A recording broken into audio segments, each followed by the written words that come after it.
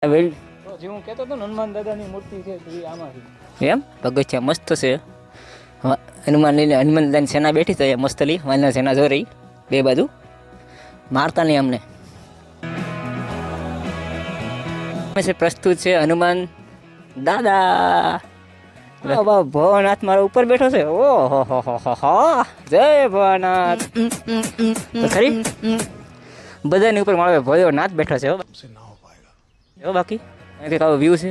અહીંયા ગણપતિ દાદા છે અને અહીંયા કૌશલ જોશી છે. અહીંયા હજી રસ્તો છે.